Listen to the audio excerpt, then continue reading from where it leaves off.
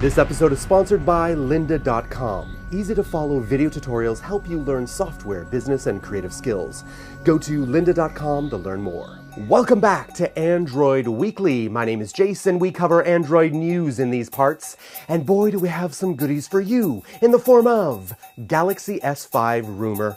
But I know what you're thinking. Yeah, whatever, Jace. A badly photoshopped phone does not a rumor make. Yeah, but what if that photo showed no signs of manipulation and the official announcement for the Galaxy S5 was leaked by a blogger who was correct last year about the Galaxy S4? Yeah, I'm getting so excited I'm having trouble controlling my inner geek. Can I touch it? Hey, if women can gush on puppies, I can gush on a phone. And what I'm excited about is the fact that a blogger named Elder Murtazin, I hope I'm not butchering your name too bad, Elder, but he claims that the Samsung Galaxy S5 will be officially announced on Sunday, February 23rd at 6 p.m., a day before the Mobile World Congress. Interesting.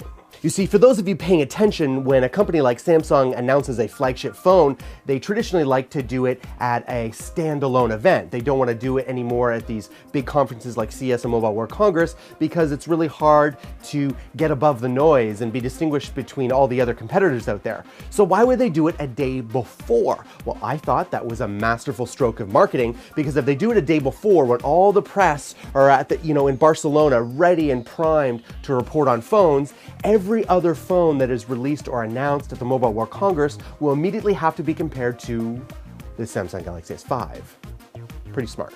Now, last year, Elder predicted the launch of the Samsung Galaxy S4 almost to the day, which gives a lot of credibility to his claim. As a reminder, the Samsung Galaxy S5 rumored specs are a 5.25-inch 2K display, a Snapdragon 800 chipset, and the 3 gigs of RAM. So yes, let's talk about that new TouchWiz, which is the other half of this rumor. We've heard lots of stirrings about a new TouchWiz, and we've seen some graphics from last week, but this most recent graphic is very Google Now-esque.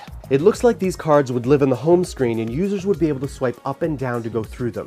We see some cards that are found on Google Now, such as flights, deliveries, and events. However, there are also cards for home automation, fitness, social shares, and messages.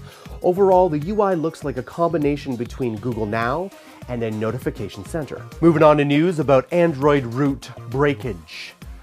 Oh boy. According to well-known developer Chainfire, the next version of Android could be bringing a change that will stop you from accessing your favorite root apps. Now, of course, such a move would make many of us so angry we'd want to give birth.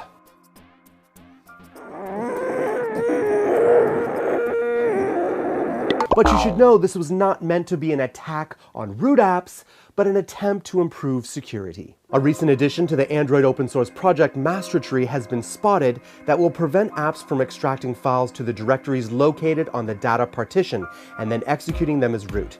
The idea here is that it could prevent some malicious programs from executing scripts on the data partition. And furthermore, it's unclear whether this change will be added to the next version of Android or not. And so last up is the rumor that the Nexus 5 would now be available in various colors, not just in black and white, so the fruity among us could enjoy some banana, strawberry, and blueberry phones. Thanks for watching, Android peeps, and I thought today I would do something completely different and find out who actually watches this portion of the show and how effective I have been at teaching you about Android. So, your homework is the following.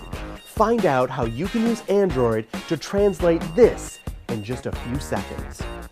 Ich bin 41 Jahre alt und ich komme aus Toronto. Verstehst du mich? Bis bald. In the comments below, on Twitter, on Google+, give me the translation, tell me what I said, and I will give you a tribute in this week's Q&A. Talk to you then.